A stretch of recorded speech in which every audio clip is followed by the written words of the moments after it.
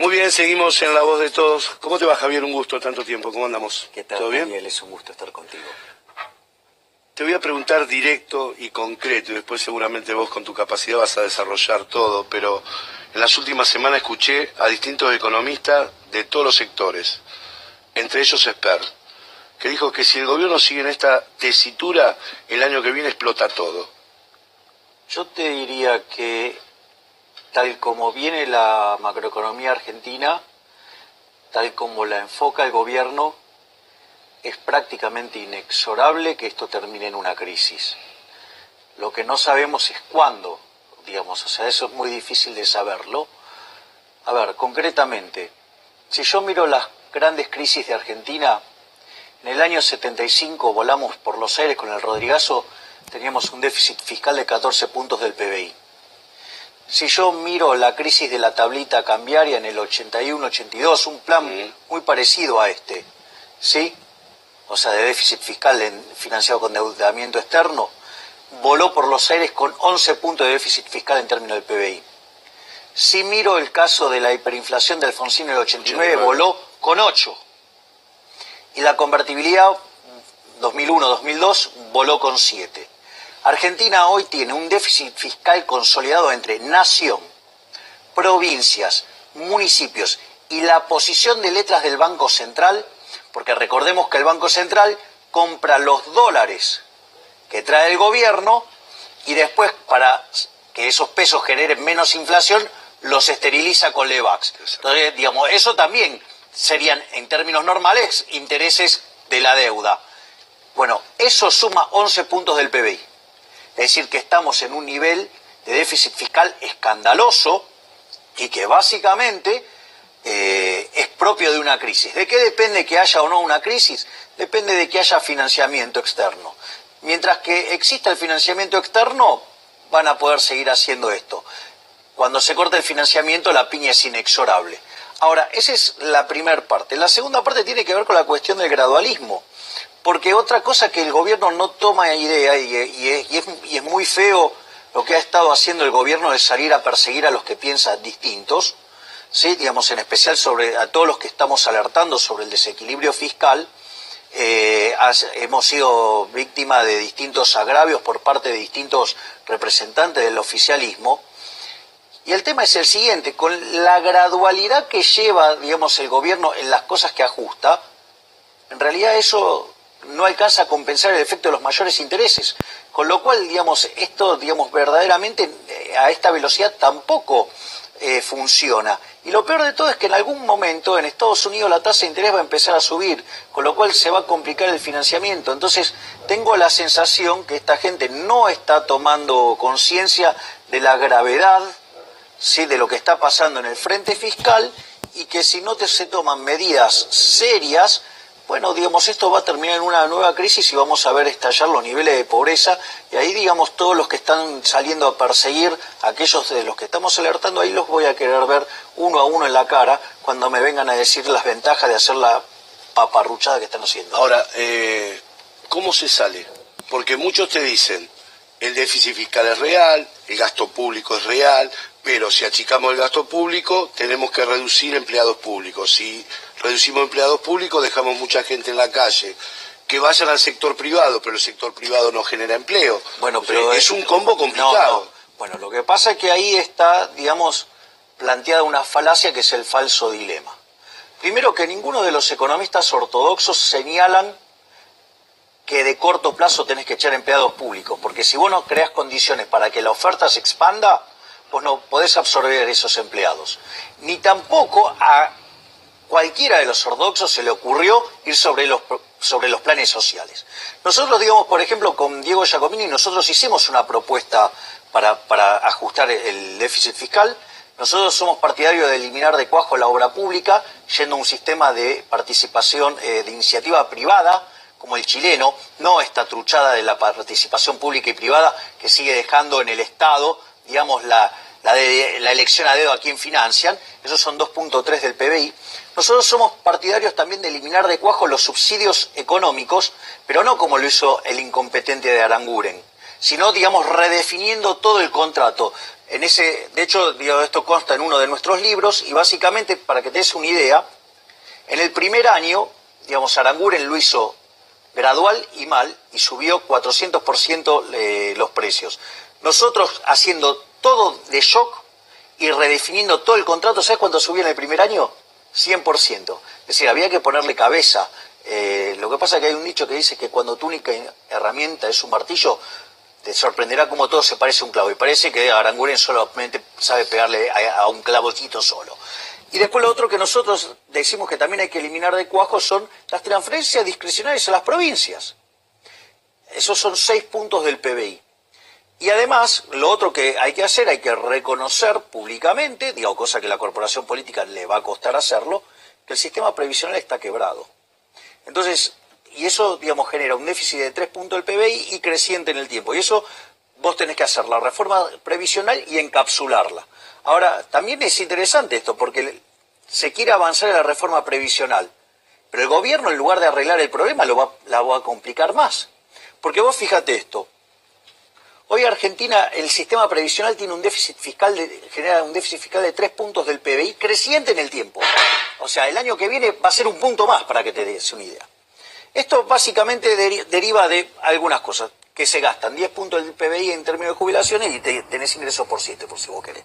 Para que te des una idea del disparate que está la situación previsional, se gasta en jubilados lo mismo que se gasta en Alemania, que tiene una población 45% más envejecida.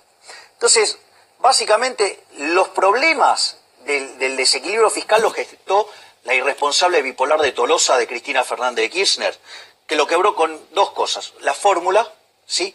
A ver, si vos vas a sacar plata de los que aportan, es decir, la fórmula tiene que ir ligada al PBI per cápita. Si desde el 2008 en adelante el PBI per cápita en Argentina quedó constante, no puede ser que las jubilaciones, que es de donde, digamos, crezcan 24% en términos reales, porque, digamos, de donde vos tenés que sacar la plata, y eso te quiere decir que ya la fórmula es un disparate, es una estupidez, sí, o sea, no resiste el menor análisis, y esos son 2 puntos del PBI. Y la otra irresponsabilidad de Cristina Fernández de Kirchner fue justamente el tema de jubilar gente sin aportes, que duplicó los jubilados. O sea, básicamente ahí tenés que eso causó un daño de 6 puntos del PBI.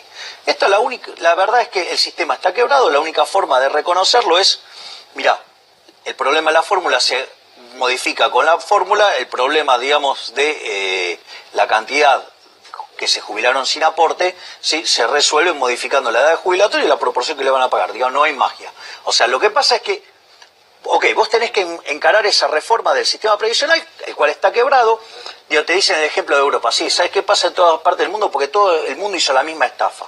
Bismarck, cuando inventó esta farsa, el sistema de reparto, la gente vivía 45 años y decía que los iba a jubilar a los 65. Con lo cual, ¿sabes qué hicieron? Se afanaron la guita, esa es la realidad. Entonces, ahora no hay de dónde sacar y entonces cobran impuestos por otro lado, por todo. Es un desastre. Es decir, pero, digamos, al margen de esa situación, entonces, vos lo tenés que arreglar.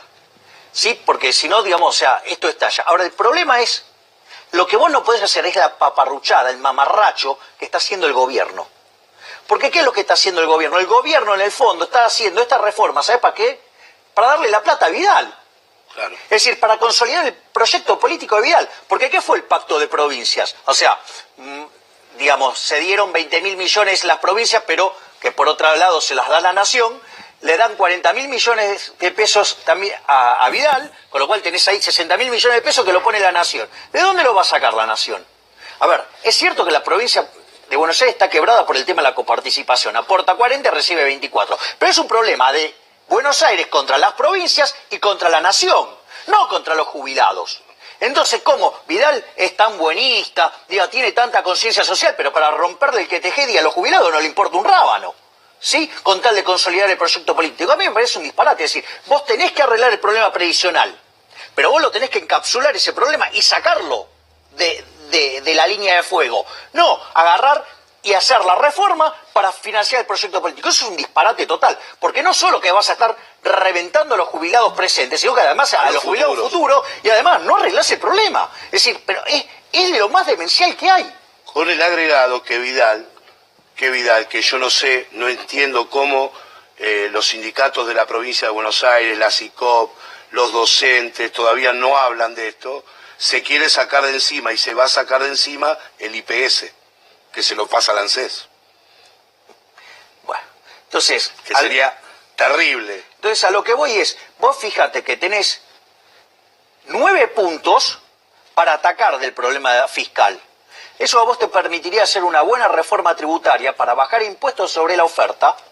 ¿Para qué? Para que se estimule, y sobre el trabajo, ¿para qué? Para que se estimule la creación de empleo. Entonces vos ahí sí, ya con la economía creciendo, ¿sí? Nosotros eso lo simulamos con un modelo que se llama Jones-Manueli y te podría llegar a generar tasas del 9%, para que te des una idea. Ahora, ¿qué es lo que pasa? Vos ahí entonces estarías en condiciones de aplicar un programa de retiro voluntario. Vos para eso sí tenés financiamiento internacional, digamos, a muy bajas tasas, casi nulas, que sería el caso del BID o el Banco Mundial. Entonces, en la medida que la economía empieza a crecer, ahí sí es viable transferir empleados desde el sector público al sector privado, porque aparte tendrían el incentivo. ¿Por qué? Porque cobran el retiro voluntario, pero además están laburando. Claro, sí, y obviamente en la medida que la economía despegue tan fuertemente, lo otro que va a pasar, porque además también tenés una ganancia de productividad por pasar de empleos no productivos a empleos productivos, digo, la pobreza y la indigencia va a empezar a bajar. Pero ¿sabes lo que pasa? Que este gobierno es, digamos... no sé cómo explicarlo, pero Mendes te dice, bueno, sí, te escucho, pero hay un solo camino. ¿Cómo? Si hay un solo camino, entonces digo, ¿qué hay para escuchar? Nada. Es decir, digo, o sea, lo único que estás haciendo es ruido. Y vos lo que te das cuenta es que este gobierno no escucha, no reflexiona y además comete algunos errores muy peligrosos. Bueno, digamos, el caso más notable fue lo que hizo cuando lo echó a Melconian para poner al irresponsable González Fraga. Yo recuerdo que en aquel momento, tanto Diego Giacomino como yo salimos a cuestionar fuertemente esto, porque dijimos, el irresponsable González Fraga va a querer agarrar y manejarle la política monetaria al Banco Central, y eso va a derivar en mayor expansión monetaria. Recordemos que el Banco Nación es el 25% del sistema financiero. ¿Sabes que la posición del EVAX del Banco Nación era de 150.000 millones de pesos cuando asumió González Fraga? Si la cantidad de dinero viene creciendo al 30%, hoy tendría que tener 200.000 millones. ¿Sabes cuánto tiene el balance del Banco Nación del EVAX? 100.000. Es decir, en un contexto donde yo te iba a decir 80.000, claro, bueno, me iba a quedar en un corto. contexto donde además le cayeron los depósitos y además dio créditos a tasa cero. Es decir, una irresponsabilidad total. Y le terminó inyectando a la economía 100.000 millones de mangos por desesterilización de letra que el Banco Central no aguanta más para sacarla. ¿Eso sabes qué hizo? Te puso un piso de inflación por mes y un punto adicional. Claro. ¿Te das cuenta? Entonces, digamos, o sea, nada es gratis. O sea, todas las estupideces, digamos, porque en el fondo, ¿sabes qué? Esto es populismo cool. Es kirchnerismo de buenos modales. Cualquiera de estas cosas que si se hubieran hecho durante el kirchnerismo, muchos de los que defienden a este gobierno estarían a los gritos pelados. Y sin embargo hoy lo que hacen es ir y salir a perseguir, escrachar y darles carpetazo a quienes lo critican. Es decir, entonces, digamos, ¿qué es lo que cambiamos? Estamos todos locos. Es decir, para mí esto es el Titanic. ¿Quién lo comanda? Marcos Peña, ¿sí? ¿Y sabes qué? Digamos, le estás avisando que está en el iceberg y dice, acelera, que lo rompemos todo. Yo cada vez que vi la película se hunde el barco. Parece que Marcos Peña cree que va a hundir al iceberg. Javier, gracias, como Daniel, siempre, muy claro.